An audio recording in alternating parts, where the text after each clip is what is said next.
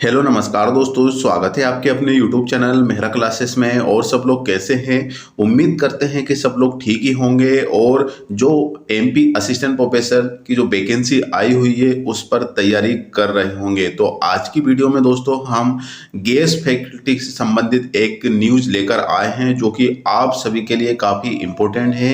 क्योंकि दोस्तों जैसे कि आप सभी को पता है कि जो वैकेंसी अभी आई हुई है उसमें एमपी गेस्ट फैकल्टी को 25% का रिजर्वेशन मिला हुआ है। जी हाँ दोस्तों, तो इसी से संबंधित कुछ एक न्यूज है जिसकी जानकारी आज की वीडियो में हम डिस्कशन करते हैं। तो दोस्तों चलते हैं हम आगे की ओर। और आगे बढ़ने से पहले आप सभी से रिक्वेस्ट जरूर करना चाहेंगे, यदि आप हमारे चैनल पर नए हो तो चैनल को जरूर सब्सक्राइब कर लेना। तो दोस्तों हम चलते हैं आगे की ओर।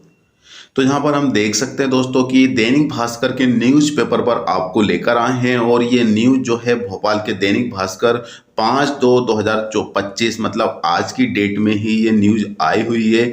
असिस्टेंट प्रोफेसर भर्ती विवाद, उच्च शिक्षा विभाग द्वारा नियुक्त फैकल्टी को मिलेगा लाभ। तो जैसे कि दोस्तों ऑफिशियल जो नोटिफिकेशन आया हुआ है एमपीपीएससी असिस्टेंट प्रोफेसर का, उसमें 25% का रिजर्वेशन मिल रहा है गेस्ट फैकल्टी का, जिन्होंने एमपी हायर एजुकेशन में वर्क किया है। एमपी हायर एजुकेशन से, चाहे वह जन भागीदारी समिति से हो चाहे वह गेस्ट फैकल्टी से हो, दोनों को ही 25% का रिजर्वेशन मिल रहा है।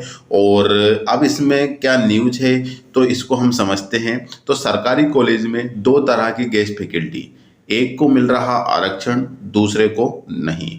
तो मतलब दो तरीके से आरक्षण मिल रहा है ना। एक को तो मिल रहा है और एक को नहीं मिल रही। अब दो प्रकार की गेस्ट फैकल्टी कौन सी है वो भी हम इसमें समझते हैं। तो यहाँ पे हम देख सकते हैं दोस्तों कि मध्य प्रदेश लोक सेवा आयोग एमपीपीएससी ने असिस्टेंट प्रोफेसर भर्ती 2024 के लिए ये नोटिफिकेशन 2024 मतलब 31 दिसंबर 2024 को ये नोटिफिकेशन आया हुआ था, इसीलिए ये 2024 बता रहा है। तो प्रोफेसर भर्ती 2024 के लिए नोटिफिकेशन जारी कर दिए हैं।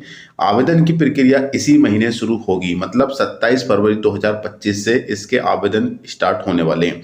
लेकिन भर्ती पर विवाद शुरू हो गया है। इस प्रकार प्रदेश भर के सरकारी कॉलेज में संचालित सेल्फ फाइनेंस कोर्सेज स्ववित्तीय पाठ्यक्रम में पढ़ाने वाली गेस्ट फैकल्टी को आरक्षण का लाभ नहीं दिया जा रहा है। सरकारी कॉलेज में गेस्ट फैकल्टी को दो तरह से नियुक्त होती है। पहली प्रदेश भर के कॉलेज में सेंट्रलाइज्ड माध्यम से उच्च शिक्षा विभाग द्वारा, और दूसरी कॉलेज में स्तर पर जन भागीदारी समिति द्वारा गेस्ट फैकल्टी की नियुक्ति सेल्फ फाइनेंस कोर्सेज के लिए की जाती है।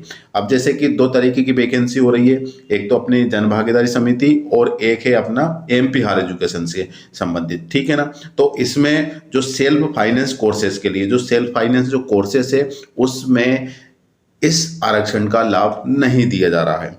शासकीय विश्वविद्यालय में सेवाएं देने वाली गेस्ट फैकल्टी को भी लाभ नहीं मिल सकेगा।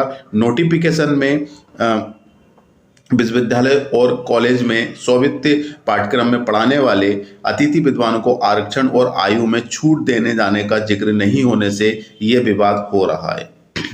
अब इसके बाद भेदभाव का आरोप लग रहा है कि सेल्फ फाइनेंस कोर्सेज में पढ़ाने वाली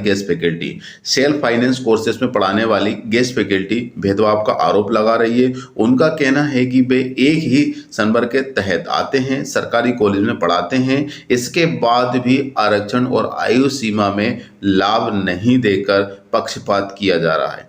पिछली भर्तियों में जन भागीदारी से नियुक्त गेस्ट फैकल्टी को आरक्षण का लाभ मिलता रहा है। उनका कहना है कि इसमें कंप्यूटर साइंस और कंप्यूटर एप्लीकेशन जैसे विषयों में पढ़ाने वाली गेस्ट फैकल्टी सबसे ज़्यादा प्रभावित होती, क्योंकि ये विषय सेल्फ फाइनेंस कोर्सेज के तहत ही पढ़ाए जाते रहे।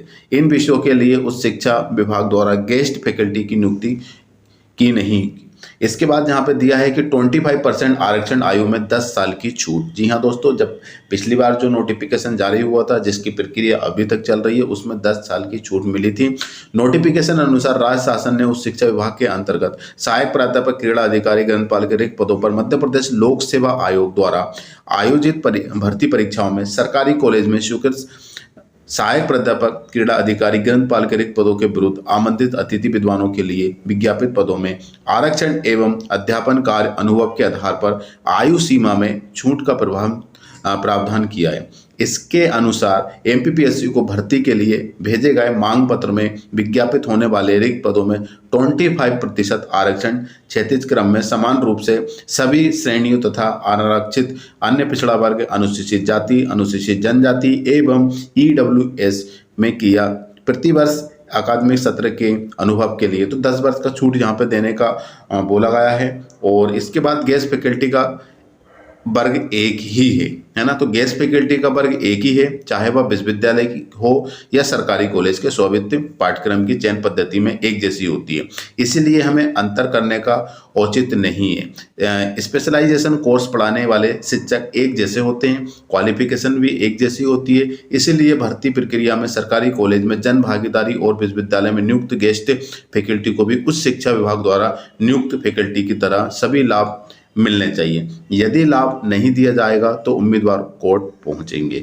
तो जैसे कि आप सभी को पता है दोस्तों कि जब एमपी हायर एजुकेशन से तहत एमपी गेस्ट फैकल्टी की जो भर्ती आती है और जिन्होंने यूनिवर्सिटी में टीचिंग की है, एक्सपीरियंस लिया है, तो उसका जो एक्सपीरियंस है एमपी हायर एजुकेशन में काउंट नहीं होता है, क्योंकि ये कॉलेजेस है और वो यूनिवर्सिटी है। यूनिवर्सिटी का जो एक्सपीरियंस है वो गेस्ट फैकल्टी में लागू नहीं होता है, मतलब काउंट नहीं होता है। और इसीलिए एमपीपीएससी का जो नोटिफिकेशन आया हुआ है उसमें भी जो यूनिवर्सिटी में जो पढ़ा रहे हैं उनको एक्सपीरियंस है 2 साल, 5 साल, 10 साल, तो उनका एक्सपीरियंस भी काउंट नहीं हो रहा है। तो उनका यही कहना है कि जब हम दोनों के कोर्स सेम हैं, दोनों के पाठ्यक्रम सेम हैं, तो दोनों के जो ज्वाइनिंग होती है तरीका एक है, तो हमको इसमें अलग से क्यों रखा जा रहा है, हमको इसमें लाभ क्यों नहीं मिल रहा है, और यदि हमें लाभ नहीं मिलेगा तो हम कोर्ट जरूर जाएंगे। तो यही इस न्यूज़पेपर में आया हुआ है। और सही बात है कि जो अपना हक है, उस राइट है, उसके तहत हम हाई कोर्ट जा सकते हैं, क्योंकि एमपीपीएससी में जितनी भी वैकेंसी आती हैं, जो भी एग्ज़ाम होते हैं, ऐसा कोई एग्ज़ाम नहीं है जो कि प्रभाव ना हो या फिर सिंपल तरीके से हो जाए।